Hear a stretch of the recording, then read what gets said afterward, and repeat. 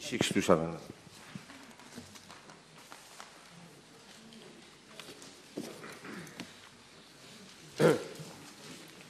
Madam Speaker, I am informed by the Economic Development Board that as at 30th of June 2019, 56 foreign medical practitioners hold a valid occupation permit as follows: 45 under the professional category, 7 under the investor category, and 4 under the self-employed category. In regard to Part A of the question, out of the 56 occupation permits, 31 have been issued to Indian nationals, 11 to French nationals, 5 to South Africans, 2 to Belgians, and the remaining to 1 individual each from Albania, Britain, China, Egypt, Japan, Serbia, and Turkey.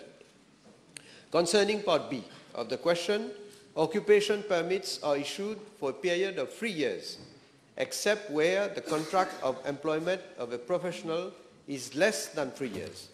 Foreign medical practitioners are required to register with the Medical Council of Mauritius prior to practicing medicine in Mauritius.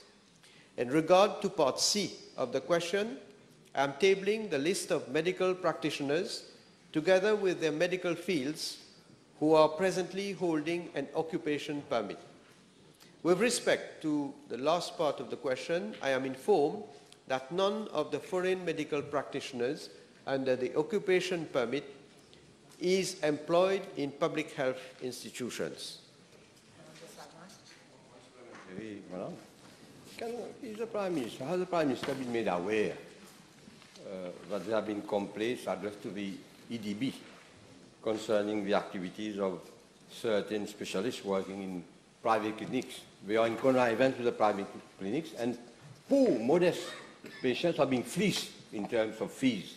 Whether he has been aware by the EDB of this complaint, whether as Prime Minister he can ask the EDB to conduct an inquiry into the activities of such, I would say, I won't qualify the activities and the price we are taking with modest patients.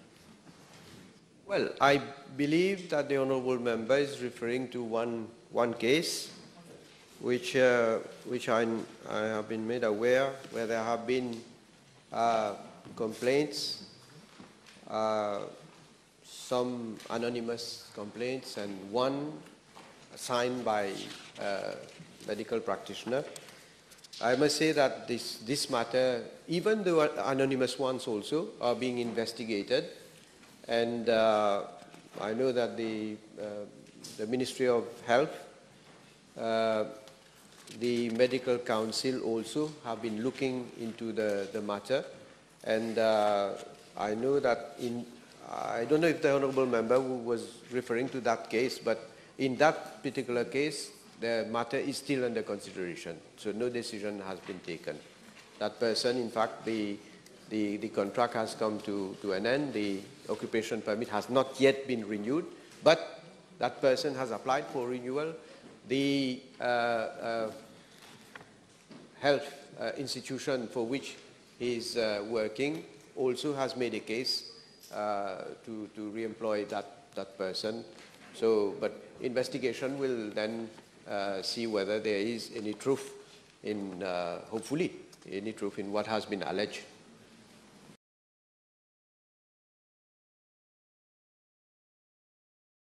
B649.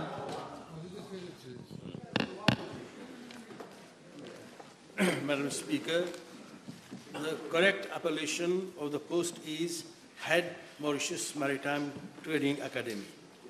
I wish to refer the Honourable Member to the reply and made to the PQ B/45 on 27 March 2018, during which I tabled a copy of the contract of employment Dr. Sanjeev Kumar Bhagwan, Head Mauritius Maritime Trading Academy.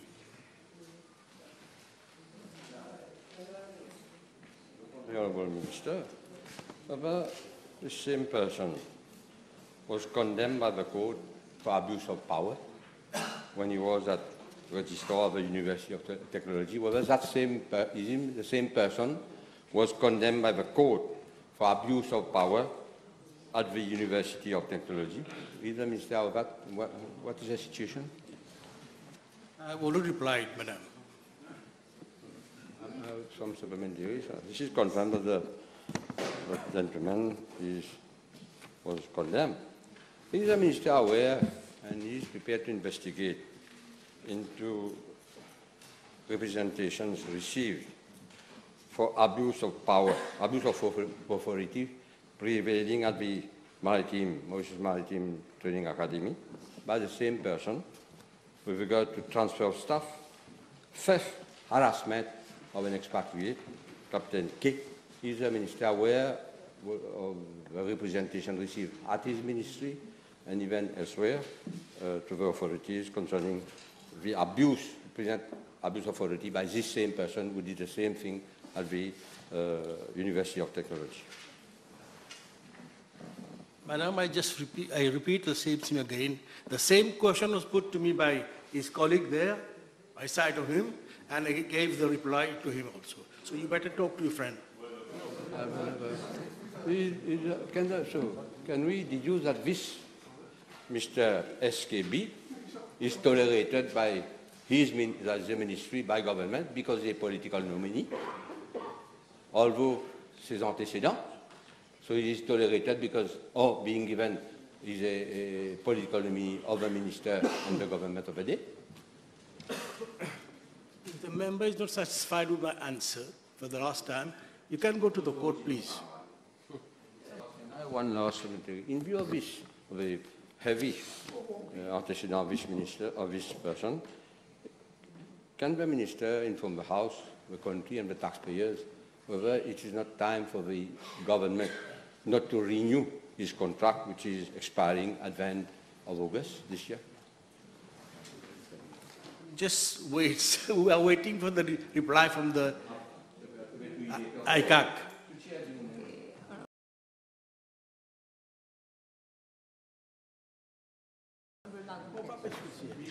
650.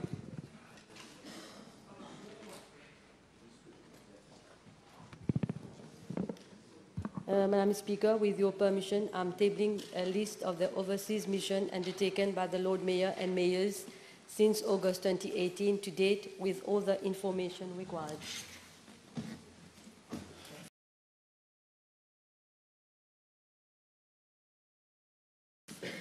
Madam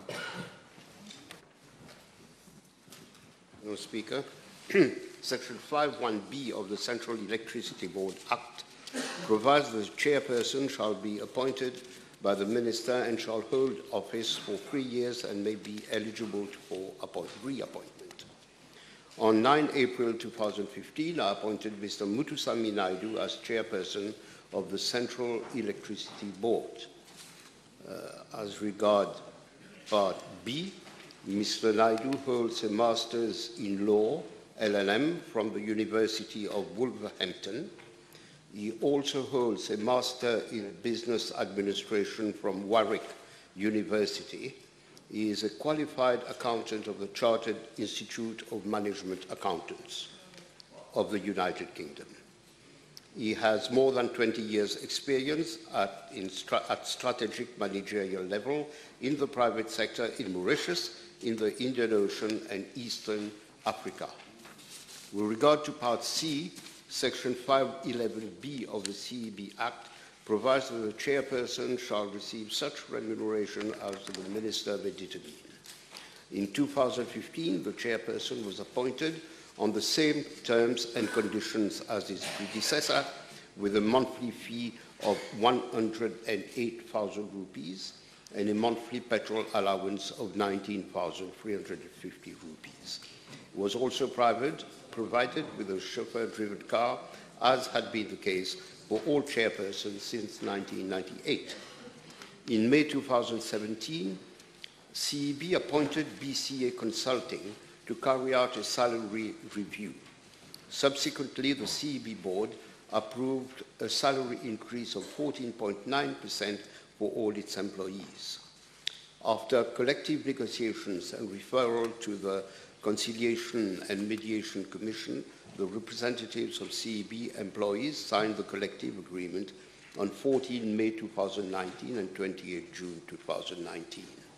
It was only after the salary issues relating to all employees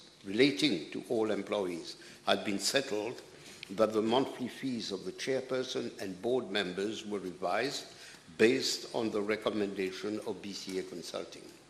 Thus, the fee of the chairperson is now 150,000 rupees monthly, with effect from 1 July 2018, the other terms and conditions remaining unchanged.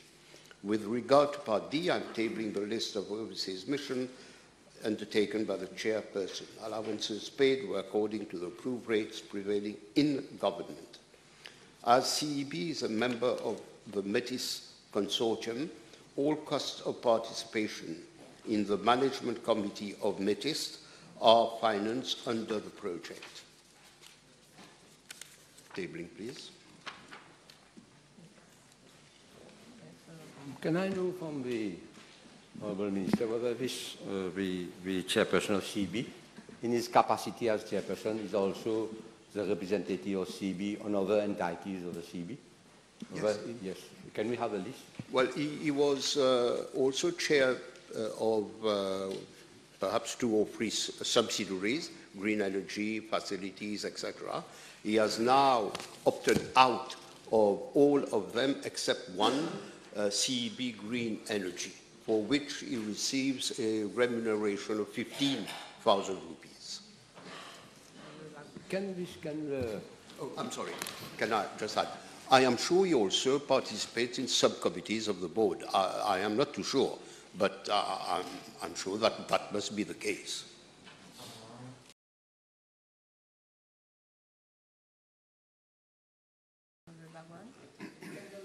The House, whether he has received representations from the inhabitants, but there are activities on the site, whether construction has started, putting walls around and also preparing the soil for implementation of the proposed project. Has there been any site visit affected by this ministry, and whether he is aware that works have started contrary to regulations set out by the District Council? Well, firstly, to inform the House, my ministry has received comments from at least 20 entities. These comments are being taken seriously. Now, if ever the proponent has started undertaking activities there, that shall be a clear criminal offense, which will render them liable not only to hefty fines, but also to custodial sentences. However, I am not aware that they have started any work there, but I will ensure that by tomorrow, officers of my ministry go and have an inspection on the site. Last question.